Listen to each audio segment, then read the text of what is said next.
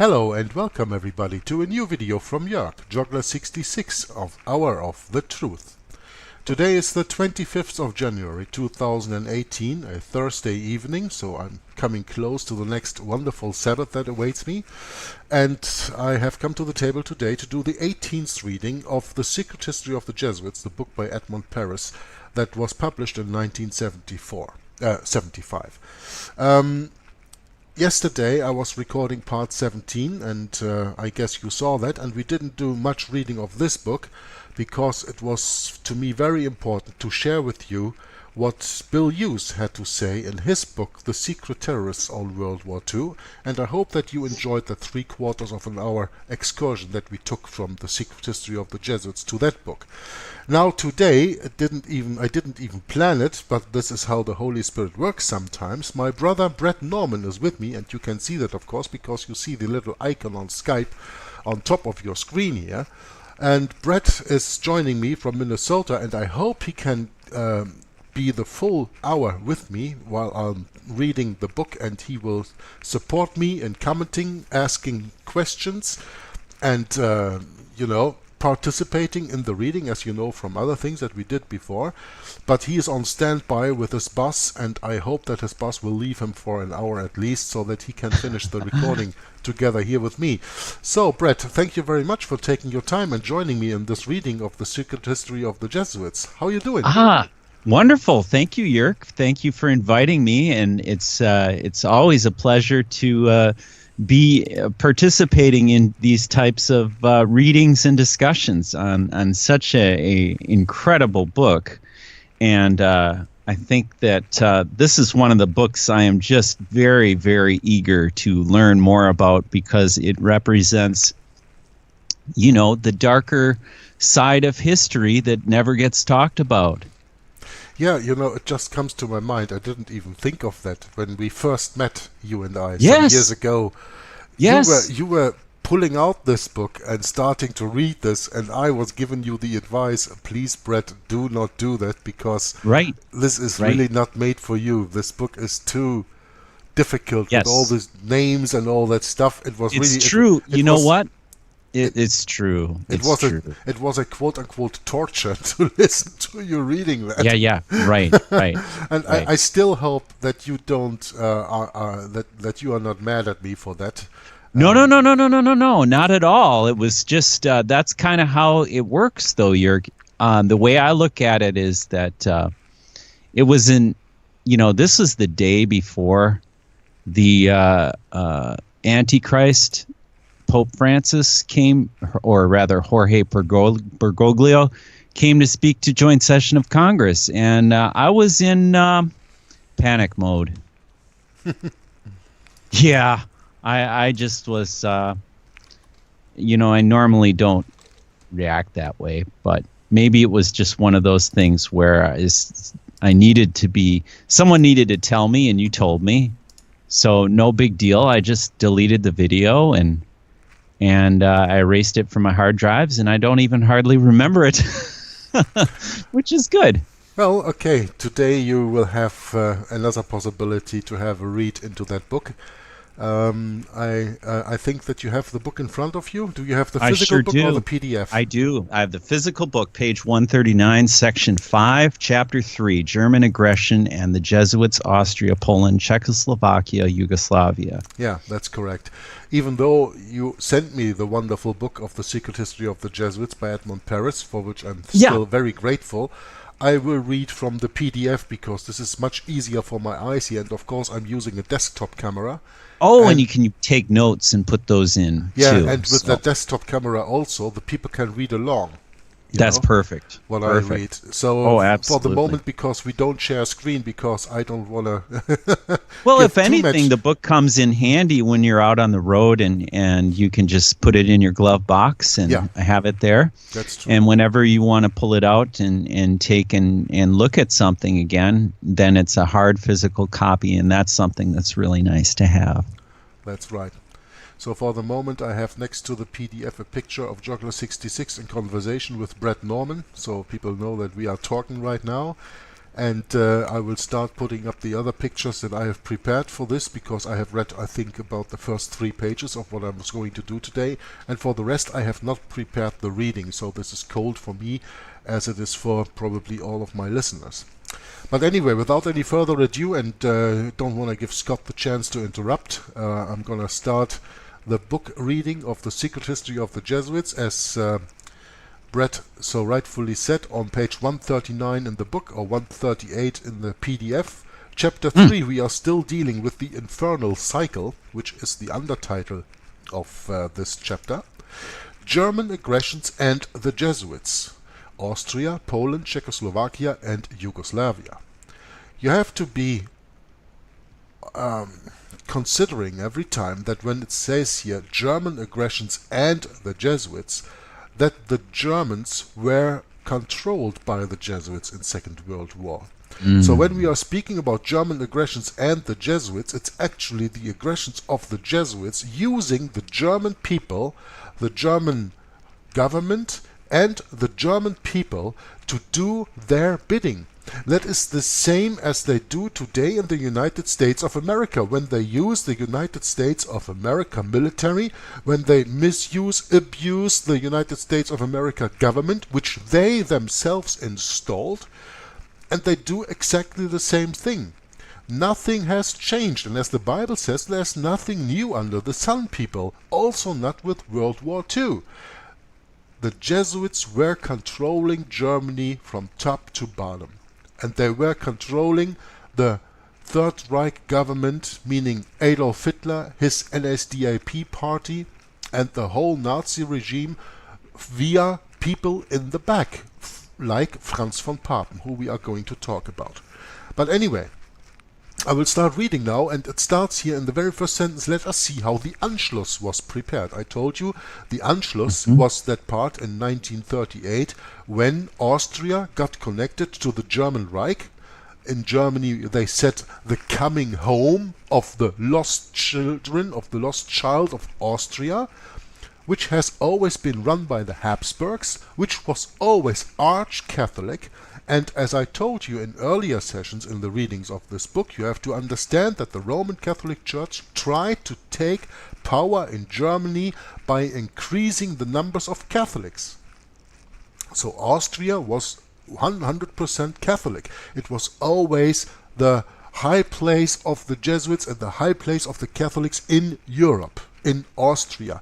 And they integrated this now back into Germany, because that was already there before and had been split up in the Second Reich, and now they are pulling it into in the Third Reich again. The coming home of Austria, that is the Anschluss. Anschluss means the catching up, the connection with. That's quite a word how you can translate that.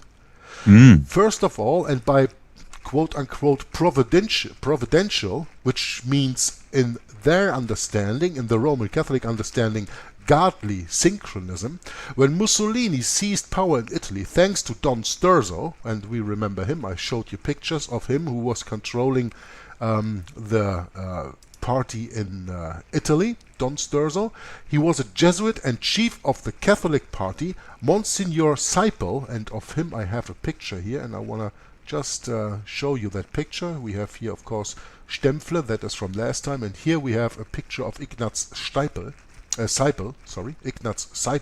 who is a Jesuit. He became Chancellor of Austria.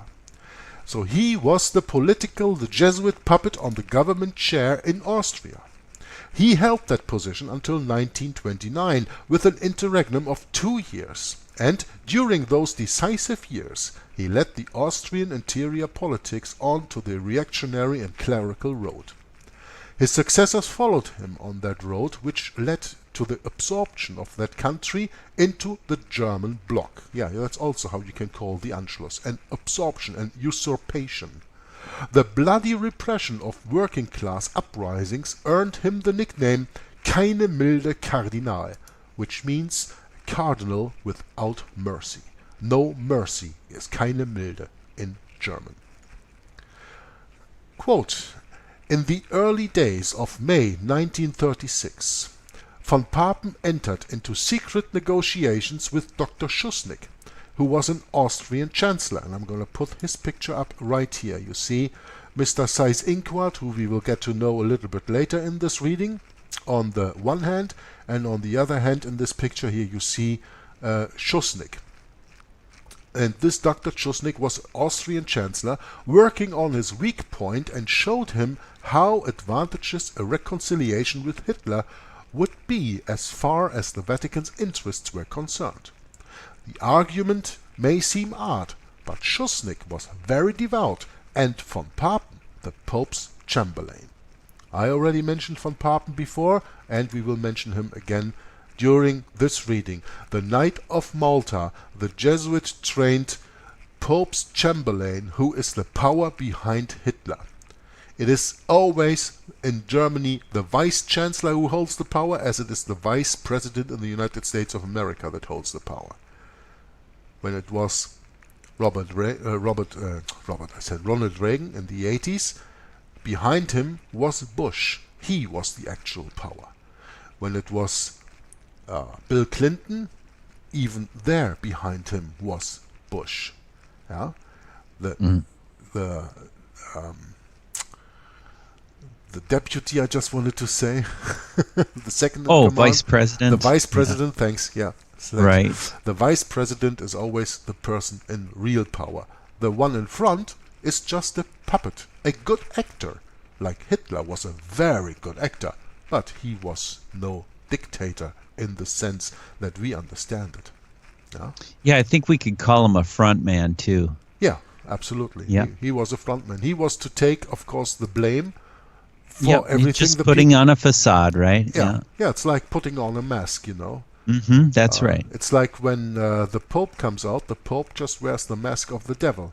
It's the devil who wears the mask of the Pope. That's the way. And it's the same with these political puppets. Yeah.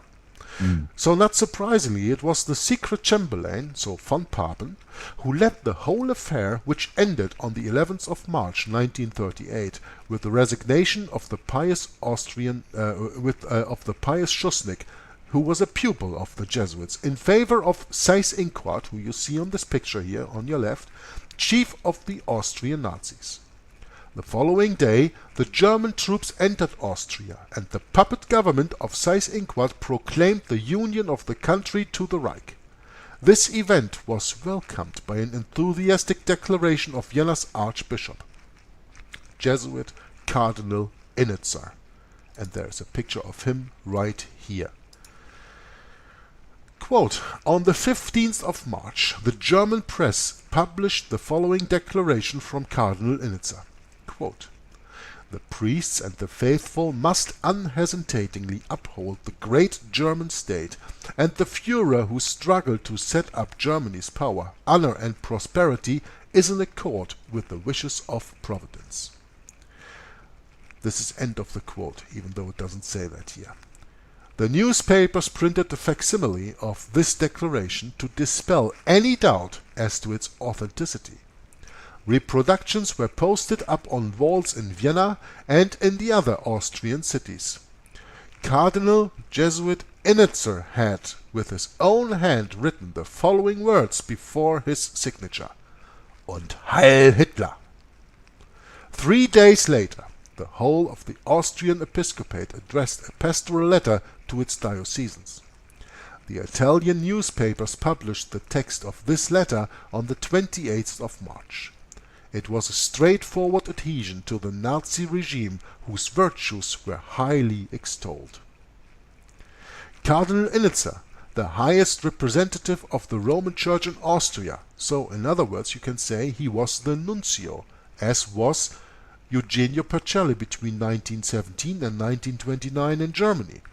This cardinal, the highest representative of the Roman Church in Austria, also wrote in his declaration, quote, I invite the chiefs of youth organizations to prepare their union to the organization of the German Reich. Unquote. So not only did the Cardinal Archbishop of Vienna, followed by his episcopate, throw in his lot with Hitler most enthusiastically, but he handed over also the quote-unquote Christian read Catholic youth, to be trained according to Nazi methods. These methods had been officially condemned in the terrible encyclical letter Mit brennender Sorge, which reads with burning concern in English. And I have a picture, of course, of that paper also here, Mit brennender Sorge. Then the Mercure de France justifiably observed, quote, "These bishops have not taken a decision which involves the Church as a whole on their own accord. The Holy See gave them directives which they merely followed." This is obvious. But what other directives could be expected from this Holy See which brought to power Mussolini, which brought to power Hitler and Franco, and in Belgium created the Christus Rex of Leon Degrelle, you remember? And I advised you all to watch chapter 12 of Behind the Dictators, where I go extensively into Leon Degrelle and the Belgium Rexit Party and the Belgium Nazis during the Third Reich. We understand then why English authors such as F.A. Riley, Seeker and Warburg object to the politics of Antichrist Pope Pius XI, which favored fascist movements everywhere.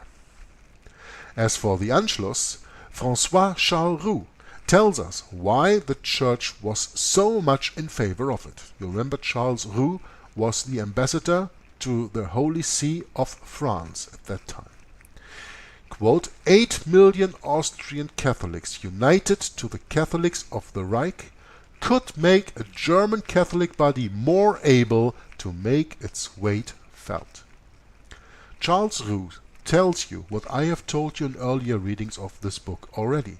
The plan was to take away the power of Protestant Prussia and to give it over, leverage it over to the south of Germany, Bavaria, and of course with the Anschluss Austria.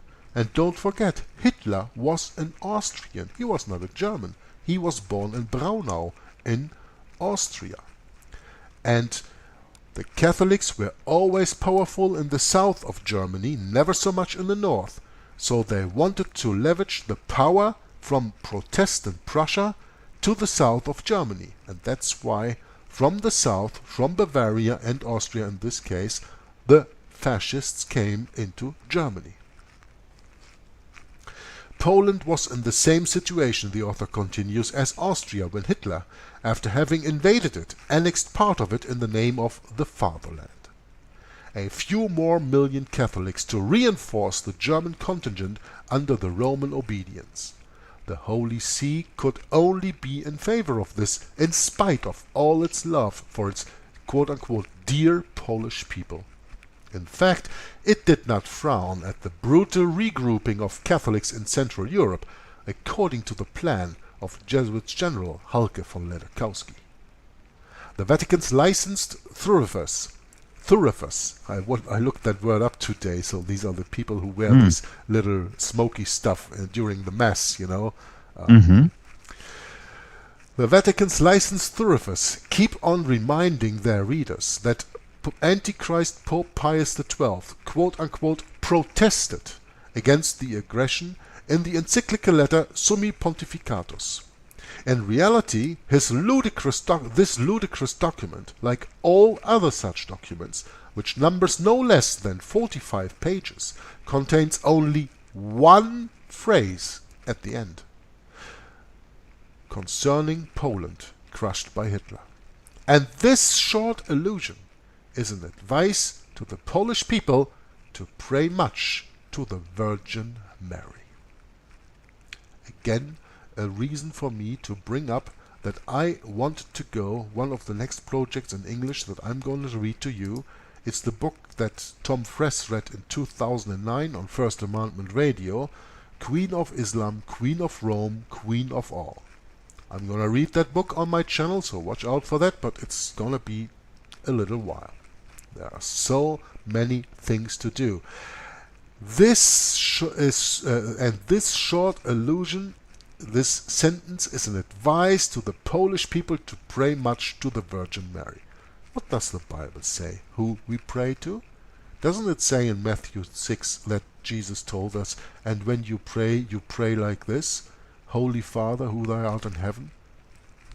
Isn't that the way a Christian is supposed to pray, and not to the Virgin Mary? Now the contrast is striking between those few words of trite condolences and the nattering pages devoted to fascist Italy and the exaltation of the Lateran Treaty. And again I have a picture prepared of the Lateran Treaty. Just give me a second. No, that's not that's not it. I have to take this and then the next one. The Lateran Treaty of February 1929. The picture you see here on the right now. The contrast is striking between those few words of trite condolences and the nattering pages devoted to fascist Italy and the exaltation of the Lateran Treaty. This treaty was concluded by the Holy See and Mussolini, Hitler's collaborator, who, at the time when the Pope was writing his encyclical letter, delivered a scandalous speech as a challenge to the world, and started it with the words "Liquidata la Polonia," which even you Americans understand as liquidate Poland, exterminate Poland. But what risks are there in using this derisory alibis when preaching to the converted? Besides, how many of them would be anxious to examine such references? Nevertheless, when we study the Vatican's behavior in this affair, what do we see? First of all, we see the nuncio in Warsaw, Monsignor Cortesi, who is in the picture right here. First of all, we saw the nuncio in Warsaw, Monsignor Cortesi, urged the Polish government to give in to Hitler in everything. Danzig, the corridor, the territories where German minorities live. You know, we are speaking about Danzig, that city that is today, of course, in Poland, and that was taken from the Germans after World War I. The corridor is what cut off East Prussia from the rest of the Reich.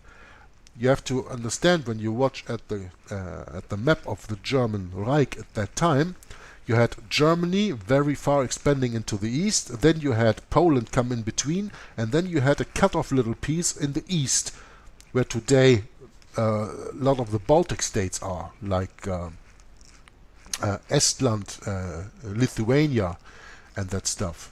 Very near there was East Prussia, that was cut off from the Reich, so that was a corridor in between. A corridor meaning that was a piece of Poland in between, so you couldn't get from the western part of Germany to the eastern part of Prussia without going through Poland. So you had to cross a foreign country to stay in your own country.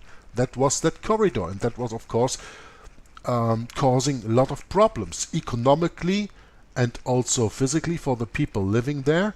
And here Monsignor Cortesi urges the Polish government to give in into everything that Hitler wanted from the Poles. He wanted Danzig back, he wanted the corridor done away with, he wanted his Groß German Reich, his big German Reich, altogether without the interference of Poland in there.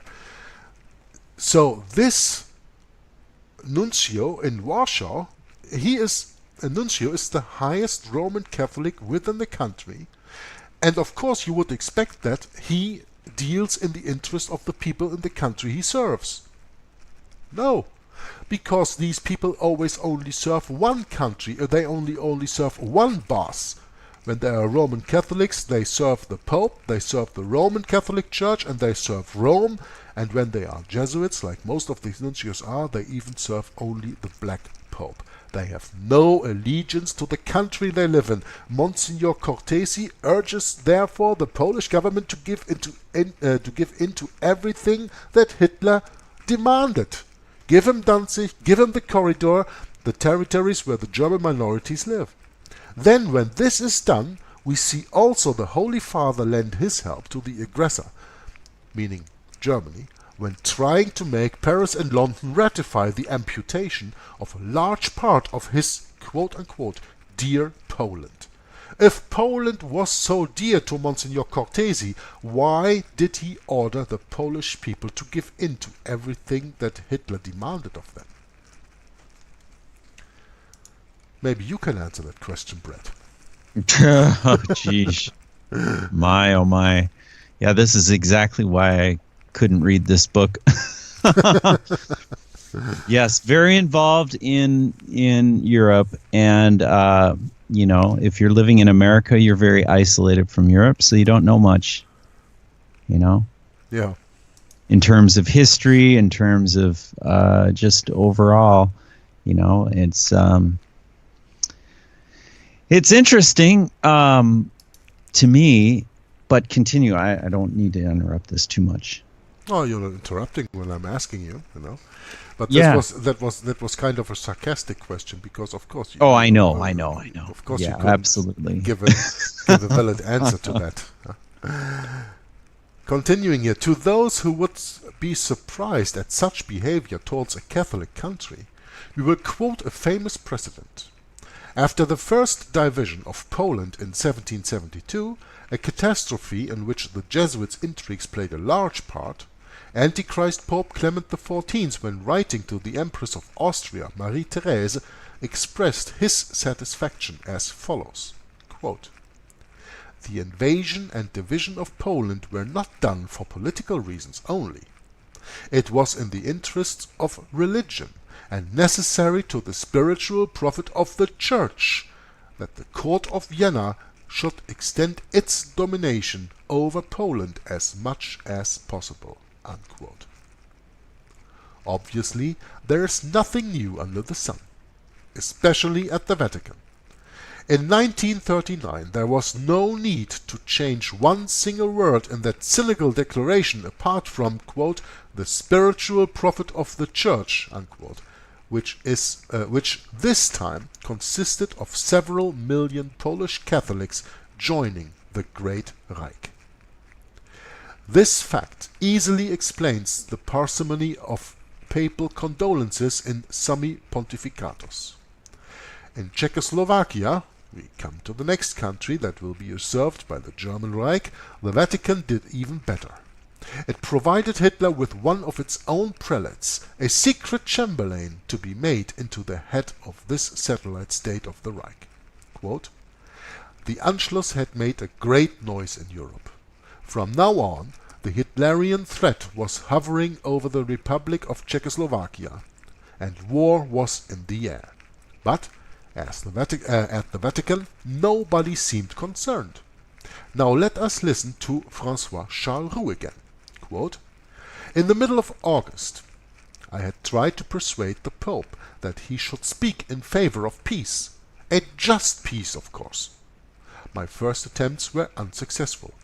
But from the beginning of September 1938 on, when the international crisis reached its worst level, I started gathering at the Vatican soothing impressions contrasting strangely with the rapidly deteriorating situation." Unquote. All my attempts, adds the former French ambassador, received the same answer from Antichrist Pope Pius XI. Quote, "It would be useless, it would be unnecessary, it would even be inopportune." Unquote. I could not understand his obstinacy in keeping silent. Unquote. Therefore, again, I just want to remind you that you have an esoteric and an exoteric Vatican policy. You have an open policy for the lay people, and you have an inner policy for the enlightened and for the people who get the whole picture and who plan the whole picture. And of course, the Pope would say it would be useless, unnecessary, and inopportune because he pulls the strings because after everything that Hitler does. So of course it would be useless, unnecessary, and inopportune. He can't say on the one hand do this and on the other hand do that. Not officially. He can't do anything. Therefore he stays silent. The same silence that Pope Pius XII has kept, the quote-unquote Hitler's Pope, Eugenio Pacelli, who will be Pope from 1939 until 1958. We come to that. Events were soon going to explain this silence, as I just tried to do also. It was first of all the annexation of Sudetenland by the Reich, which the support of the Christian Social Party, of course. This annexation was ratified by the Munich Court, and the Republic of Czechoslovakia was divided. So we have the Czechs and the Slovaks. But Hitler, who had undertaken to respect its territorial integrity, intended in reality to annex the Czech countries, independent of Slovakia, and reign over it as well by his own appointee. It was easy for him to attain these ends, as most of the main political Slovakian chiefs were Catholic ecclesiastics, according to Walter Hagen, and amongst these the priest Hlinka, who was a Jesuit, had at his disposal a guard trained on Nazi SA principles. And here is a picture of Andrei Hlinka in 1937, so that you have him in picture too. Another Jesuit cardinal, a Jesuit priest. We know, the author continues, according to canon law, no priest can accept a public post or a political mandate without the Holy See's consent. Why not? Because the Church is a state, because the spiritual is above the temporal. So when you, as a spiritual member of the clergy of the Roman Catholic Church, want to engage in temporal affairs, like an office or something in politics or wherever, you have to have the consent of the Roman Catholic hierarchy. Yeah? There has to be the Holy See's consent with it. This is confirmed and explained by the Jesuit de Soras. Quote, "How could it be otherwise? We have said so already. A priest, by virtue of the character his ordination marked him with, by virtue of the official functions he exercises within the Church itself, by virtue of the cassock he wears, is bound to act as a Catholic, at least when a public action is concerned. Where the priest is, there is the Church." So what does that mean, that when you see a priest in the political realm? Where you see the priest, you see the Church. Did you ever hear of a separation of church and state? When you see a priest within the political realm, there is no separation of church and state. And the Roman Catholic Church is the prime example of the combination of church and state. It was then with the Vatican's consent that members of the clergy sat in the Czechoslovak parliament. Still more, one of these priests had to have the Holy See's approval when the Führer himself invested him as head of state, and later conferred on him the highest Hitlerian distinctions, the Iron Cross and the Black Eagle decoration. As anticipated, on the 15th of March 1939, that is half a year before the outbreak of World War II, Hitler annexed the rest of Bohemia and Moravia, and put the Republic of Slovakia, which he had created with a stroke of his pen, quote unquote, under his protection. Now, you have to understand, of course, that the Czech Republic was mainly inhabited by Catholics, and Slovakia there were a lot of Protestants. And now Adolf Hitler, with a stroke of his pen, puts the majority inhabited by Protestant country of Slovakia, quote unquote, under his protection. Think of the consequences when a Roman Catholic puts Protestants under his protection. At the head he placed Monsignor Tiso, and the picture you will have right here, this is Tiso with Hitler greeting each other at the train at an official visit. That's the picture that you see here on the right. At the head he placed Monsignor Tiso, so that's Hitler who placed him, who dreamed of combining Catholicism and Nazism. Where have we had that before? Huh? You remember Civilta Catholica, the quote? But I don't say that right now because that comes up a little bit later here anyway. Who dreamed of combining Catholicism and Nazism. A noble ambition. Well, it depends on what do you see as noble, of course, and easily realized as it had already been proved by the German and Austrian episcopates. Catholicism and Nazism, proclaimed Monsignor Tiso, have much in common. They work hand in hand at reforming the world. Here we should maybe take a little second and think about what the author writes, what Monsignor Tiso says here. Catholicism and Nazism have much in common. They work hand in hand at reforming the world. This is a statement of what the New World Order will be. Catholicism, the universal church, and Nazism working hand in hand together. And isn't that what you see the last years in the United States of America also? The rising of the Fourth Reich, the rising of quote-unquote Republican or conservatism, meaning the right wing getting more and more power.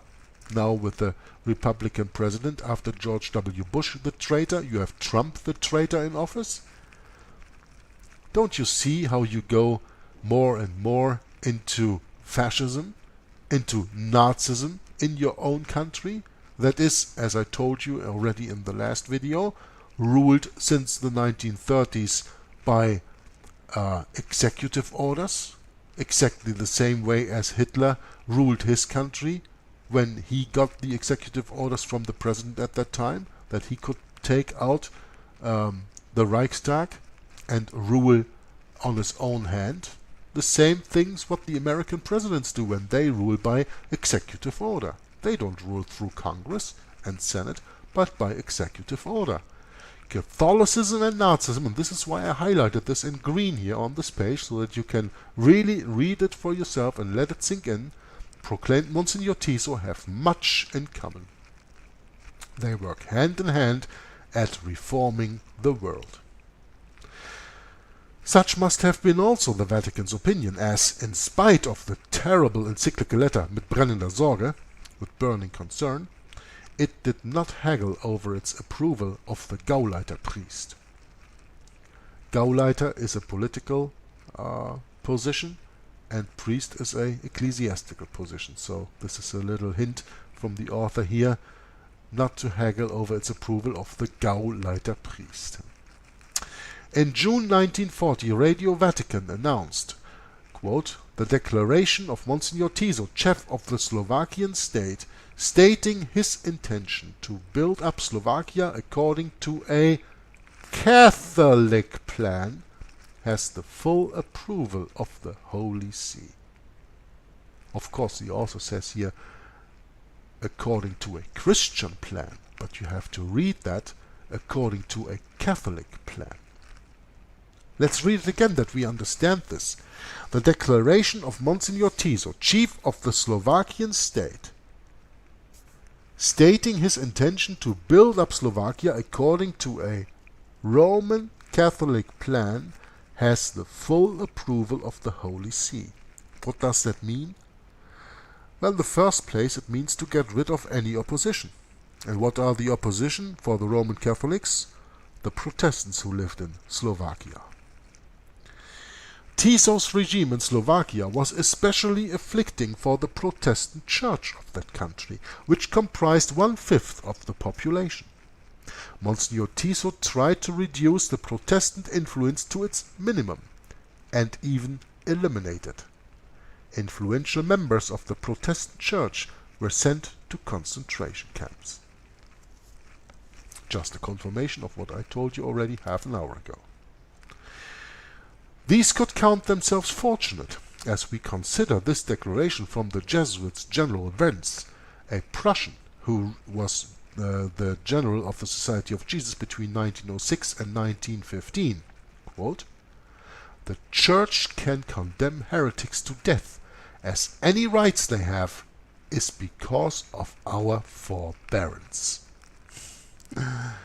Yeah, and this is why I am always against human rights. Because that's exactly the same thing, right, Brett? That's right. Yep. Let me ask you a question, Brett. When you read the Bible from Genesis to Revelation, do you anywhere in the Bible find a place where God gives man rights? No. Well, he gives man law. He Yes. gives law. He gives man prophecy. Yes. He gives rules. He gives ordinations. Yes. Yes. But he never rights? gives us rights. No. And you see, that's the difference. With God and the Bible, we have duties. Yes. And with the Antichrist here on the earth, we have rights. Rights are the opposite of duties. And again, the Bible is 180% opposite to the teaching of the Antichrist. Yeah, and another thing that throws you off is the differentiation between rights and rights. Yeah, that's a good point. And that can really throw people too, because you could be meaning rights, which is a ritualistic form rather than a legalistic form. So yeah, it just gets really confusing if you don't read it yourself and comprehend that little detail here and there. Yeah, that's true. I just thought I'd throw that in the mix. No, that's good. We have to understand that the Jesuit general, superior general of the Jesuits, Werns, who was a German, a Prussian, says the Church can condemn heretics to death, as any rights they have is because of our forbearance. That means Protestants only have rights that the Roman Catholic Church gives them. And when the Roman Catholic Church gives rights, it can only also revoke these rights. Again, dear listener, go to my reading of Rulers of Evil and then read this. I've lost it now. Directorium Inquisitorum. That is part of Rulers of Evil.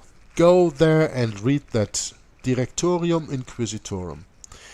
And there are many, many points which exactly confirm what the Jesuit General Werns says here.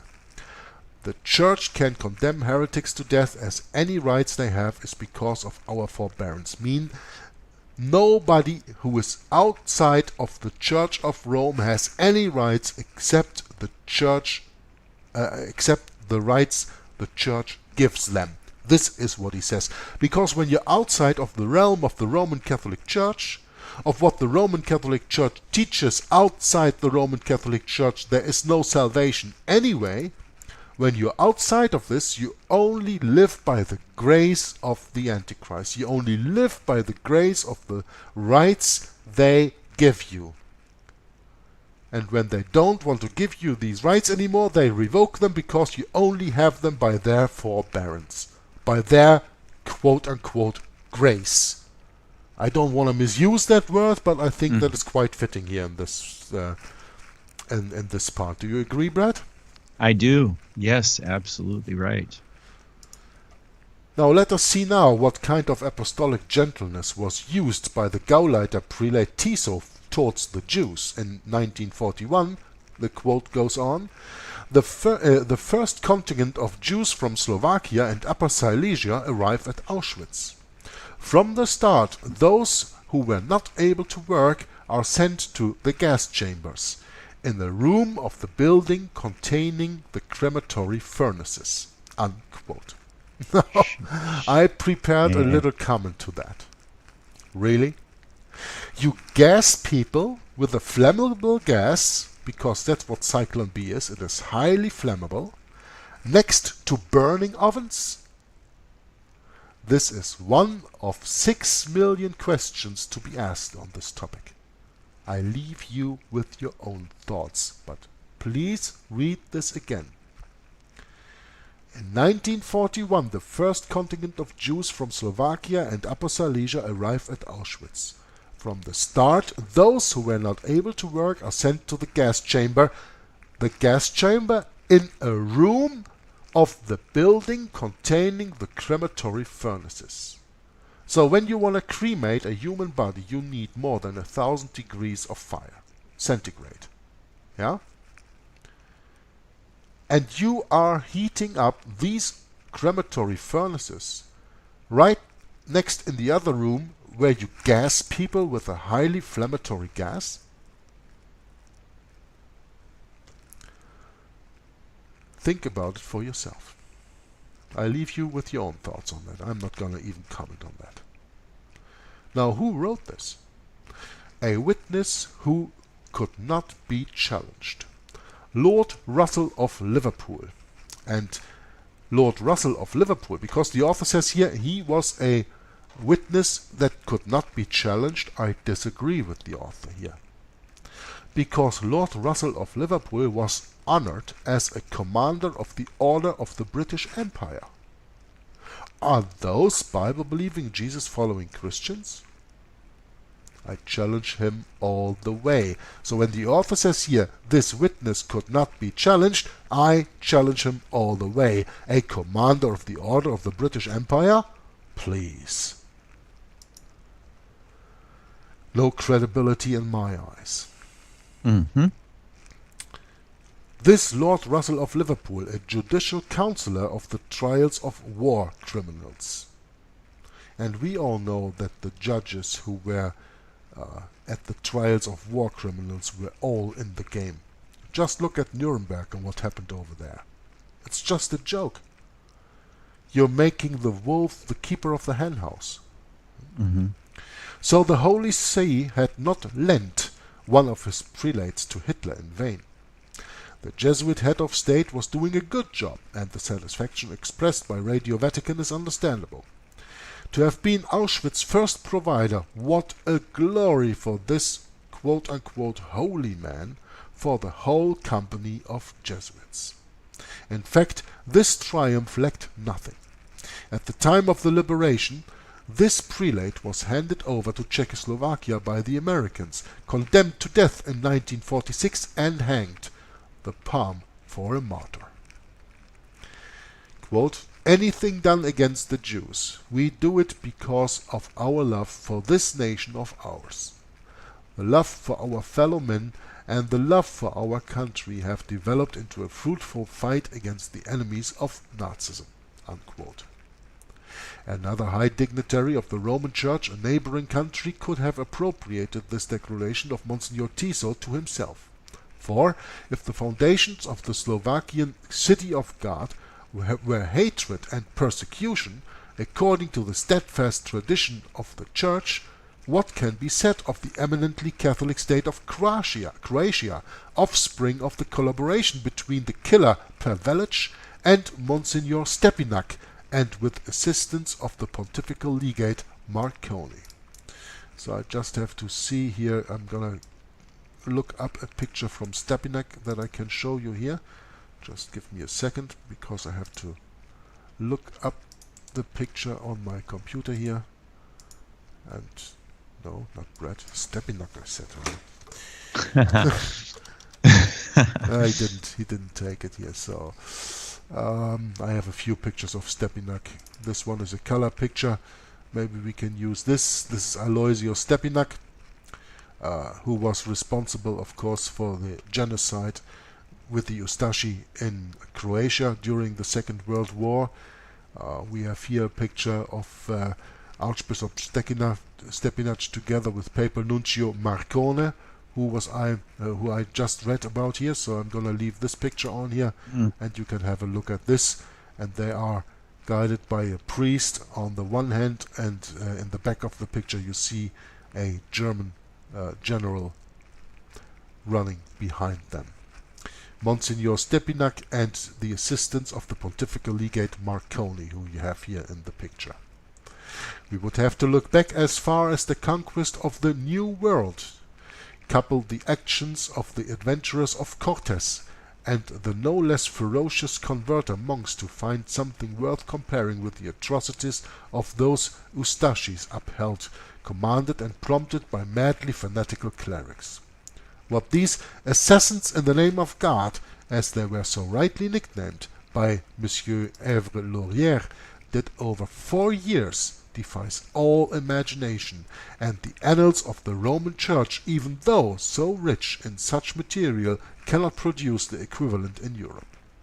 Do we need to add that the crony of the bloodthirsty Anti-Pavelic was Monsignor Stepinac, another Jesuit? And you remember me going into this reading in the part before here, or the Ustashi, in reading The Secret Terrorists from Bill Hughes. Now we are even getting much deeper into the Ustashi in Edmond Paris's book. The Croatian terrorist organization of the Ustashi, led by Pavelic, had come to the notice of the French people through the assassination in Marseille of King Alexander I of Yugoslavia and our Foreign Affairs Minister, Louis Barthou, in 1934. Quote, as Mussolini's government was obviously mixed up in the crime, unquote, the extradition of Pavelic, who had taken refuge in Italy, was demanded by the French government. The Duce obviously took care not to grant it, and the Assize Court of Aix-en-Provence had to impose the death sentence by default on the head of the Ustashis. This chief of terrorists, hired by Mussolini, worked for the Italian expansion of the Adriatic coast. When, in 1941, Hitler and Mussolini invaded and divided Yugoslavia, this supposed Croatian patriot was put by them at the head of the satellite state they created under the name of Independent State of Croatia. On the 18th of May of that same year in Rome, Pavelic offered the crown of that state to the Duke of Split, who took the name Tomislav II. Of course, he took care never to set foot on the blood-stained soil of his pseudo-kingdom.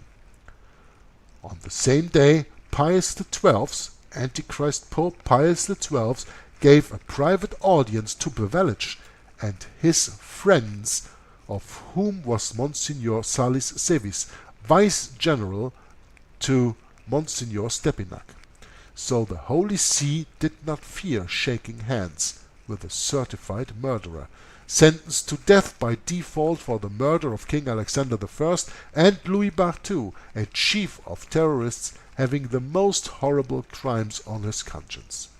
In fact, on the 18th of May 1941, when Antichrist Pope Pius XII gladly welcomed Pavelic and his gang of killers, the massacre of Orthodox Croats was at the height, currently with forced conversions to Catholicism. It was the Serbian minority of the population they were after, as the author Walter Hagen explains. Quote, thanks to the Ustashi, the country was so soon transformed into a bloody chaos. The deadly hatred of the new masters was directed toward the Jews and Serbians, who were officially outlawed. Whole villages, even whole regions, were systematically wiped out. As the ancient tradition wanted Croatia and the Catholic faith, Serbia and the Orthodox Church to be synonymous, the Orthodox believers were constrained to join the Catholic Church. These compulsory conversions constituted the completion of Croatization. Croatization is just another word for Catholicization. And dear listener, let me tell you, while I'll show you another picture here of Stepinac. This is here Pope John Paul II kneels while praying in front of the tomb of Cardinal Stepinac. So there you see this cardinal in this tomb laying here, and the Pope kneeling before it and praying.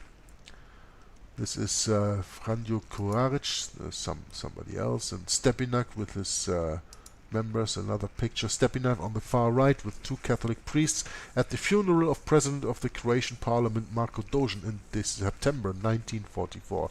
That's a nice picture that you have here. Have a look at this.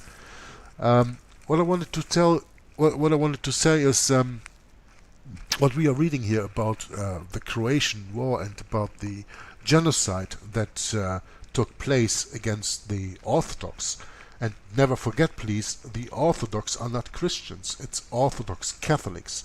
They are Catholics, as are the Roman Catholics, but they are Orthodox Catholics. The difference is that they are not ultramontane, that they do not accept the power of the Pope as ultimate ruler of the world and ultimate ruler of the Church, and they have a problem with the Mary idolatry of the Western Church, and that's why the Orthodox Church split up in 1054, but they are in heart still Catholics. They are no Christians. But that, of course, does not give any reason for the Roman Catholics to kill them off in a genocide. And that's what happened there in Croatia in the time that we are reading here. So this Croatization or this Catholicization of this Orthodox people, if you want to read another book on this, I can advise you to read from the same author, Edmond Paris, the book Convert or Die.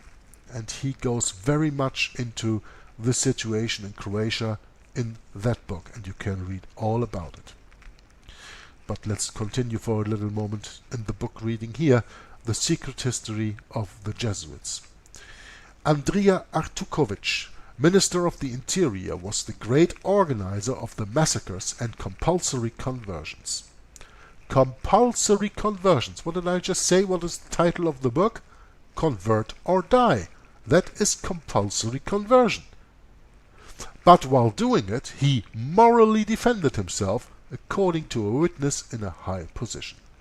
Indeed, when the Yugoslav government asked for his extradition from the United States, where he had taken refuge, because of Operation Paperclip probably, where he had taken refuge, someone spoke on his behalf. The RP Jesuit Vlakovic, residing also in the United States and secretary to Monsignor Stepinac, Archbishop of Zagreb, during the last war. Artukovic, states the Jesuit, was the lay spokesman of Monsignor Stepinac. Between 1941 and 1945, not one day went by without seeing him in my office or myself going to his. He asked the Archbishop's advice on all his actions as far as their moral aspect was concerned. When we know what the actions of this executioner were, we realize what kind of edifying moral advice Monsignor Stepinac gave him. Massacres and conversions took place until the liberation, and the goodwill of the Holy Father towards the killers never altered. One must read in the Croatian Catholic newspaper of that time the exchanges of compliments between Antichrist Pope Pius XII and Pavelic. The Poglavnik, to whom Monsignor Saric, Jesuit Bishop of Sarajevo, and a poet in his spare time, dedicated verses impregnated with a rapturous adoration. But this was only a show of good manners. Monsignor Stepinac becomes member of the Ustashi Parliament. He wears Ustashi decorations. He is present at all important Ustashi official manifestations, at which he even gives speeches. Must we then wonder at the respect given to Monsignor Stepinac by the satellite state of Croatia, or that his praises were sung by the Ustashi press? It is, alas, too evident that without the support of Monsignor Stepinac on the religious and political side, Ante Pavelic would never have obtained the collaboration of Catholic Croats to such an extent. Yeah, this was quite a reading today, huh? Absolutely. I will stop it here because we approach the hour, and I can then next time start on the top of page 146 the 19th reading of this book. In the meantime, I'm just gonna go through a few pictures here. We have Cardinal Archbishop Stekinat with Pavelic in this picture. German Nazis, Italian fascists, Croatian Ustashi, the Papal Nuncio Ramiro Marcone with the white cassock here, and the Archbishop of Zagreb, Alojzek Stepinac, who is in the black cassock here on the left. So interesting pictures where you see all these people that we have just read about all together. Yeah, sworn together against Jesus Christ, against the Bible, working for the agenda of the Antichrist. That's what I call this. This was quite an interesting reading, even though we did not hear a lot of Brett. I think he enjoyed listening live. But Brett, yeah. I want to leave you for maybe a few closing comments before I close the broadcast for today. Is there anything that you have to say, maybe in a summary or whatever, of your understanding what we just read together? Well, certainly, this is tapping right into topics that we've discussed before in the reading of the book All Roads Lead to Rome. I believe you had read through that chapter on Poland, and I forget now what else. Certainly, this has something to do with that, and there's a lot of my brother is he's a historian more or less, and he's been on this topic for a long time. And when I went to Europe, I took the Eurail pass all the way down to Yugoslavia. I was there, and it's very, very different than Minnesota. I'll tell you that. And it was a shock. I wish I would have had more time, to be frank. I didn't have much time in Europe. We were going through very quickly, and but I'm fascinated by the history, and I was just looking up this term, Ploglavnik, here used, and it's Wikipedia right now. This is some type of title that was given to him. I think it says here a Croatian term for the Latin word princeps. But I just thought it was interesting that that I've never seen that word before, and I had to look it up. But certainly, I really appreciate you reading this book, Jörg, and I know it's a very advanced book. It's not a beginner's book by any means, and well, it helps, Brett, when you read this book that you have already a starting knowledge of the Jesuit order. No, yes, exactly. Even though this book is titled The Secret History of the Jesuits, you say, oh, okay, I'm going to read that to get to know everything about the Jesuits. But the more that you are founded in real history, that you have already studied books like Rulers of Evil or even All Roads Lead to Rome, and many other books, like it was a big advantage to me that I see right now that I have been reading Behind the Dictators also. Yes, you're right. This is not a beginner's book. When you have that background knowledge, then it all comes together. You see the big picture after reading this book. And I am now on page 145, and we have 197 in this PDF, so it's just about 50 pages left. And this was the 18th recording. In German, I did, I think, 24 videos. I don't know if I will do as many in English or maybe even more. I don't know. It has to depend on a little bit the comments that I make also. This today was a very fact-filled reading, so there was not the possibility or even the need to extend with a lot of personal comments. I think the comment that I read to you about this gas chamber in Auschwitz is something that you really should think about. When there is a quote-unquote unrefutable person who states that the gas chamber was lying next to the chamber where the furnace is, where they burned the bodies, just think a second. Would you ever have a furnace heated at least 1,000 degrees centigrade to put human bodies into ashes? next to the chamber where you have a highly flammable gas? Would the Germans do that, who were always so precise in their things? I mean, it's just a thing to think about, you know. And the point is that we know that the agenda of the Holocaust was needed because they needed, after the Balfour Declaration during the First World War, and the persecution of the Jews and other people like Protestants and liberals and Orthodox in the Second World War, they needed for the Jews a quote-unquote home country.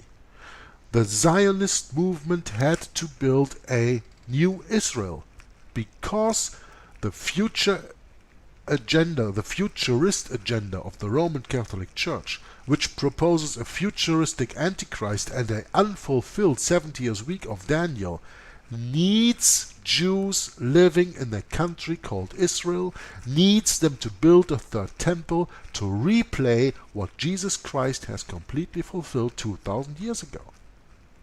I cannot but put the emphasis on this, and therefore it doesn't matter if the Holocaust took place the way they tell us or it did not take place. The only important thing is that it took place in our heads, and that because of that they can play their agenda and they can continue deceiving the people into that there needs to be a nation-state of Israel, which, when you read the Bible, is absolutely redundant. Because through grace you are saved. The Gentiles and the Jews. There is no extra salvation for the Jews in Israel or in the third temple. No, that's not what the Bible teaches. But the Roman Catholic Church, of course, does not teach the Bible. It has their agenda. And therefore it is very important that they implant these things and these thoughts into our minds, so that we understand there was a persecution of the Jews, and therefore they have this country right now, and we accept it. Because if there wasn't that persecution, we would never accept that country of Israel there in the Middle East, especially with all the wars they have fought since 1948. And they are still fighting. And I keep continuing it. My opinion is that the state of Israel over there in Palestine, or whatever you want to call that country, that is nothing else but an open, big concentration camp. And we will see in the future how that works out. Yes, that's right. We will. So, Brett, I thank you for your attendance in the recording of today. We have come a little bit over an hour. Maybe there will be a possibility that you join me again. I would very much like it, because it's always nicer to do this work and reading of a book with two instead of alone. If I'm around, I will. Absolutely right. Thank you, Jörg, for inviting me. Yeah, and technically it worked quite fine to have you here on Skype all the time with me, and the recording went well, and the people still see my desktop camera video and have your voice along with mine. So I leave to you some closing remarks to say goodbye to our viewers, Brett.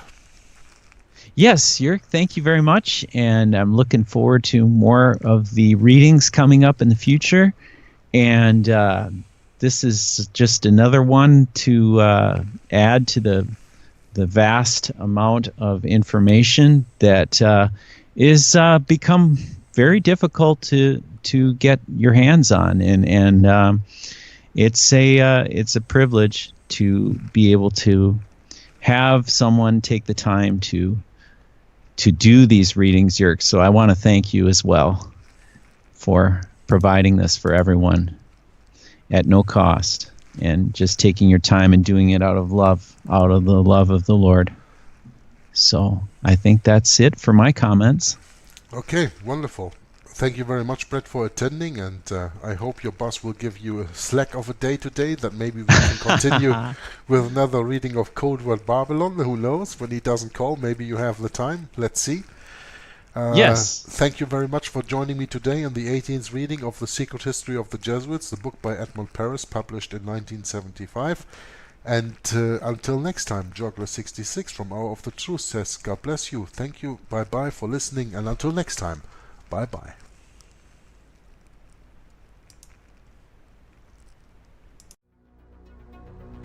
specialized work in dealing with the infiltration of churches and religious institutions as well as government.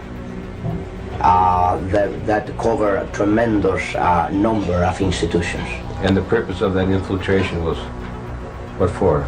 Well, the purpose is what the Roman Catholic system has all the time as her own purpose, is to infiltrate, to penetrate all the areas of life where the Roman Catholic can have control and access for the coming world government. Simply put, this country and this world benefit from your commitment to Jesuit principles, to being men. As a graduate of another great Jesuit institution, Xavier University, I have great affection for the value and purpose of a Jesuit education.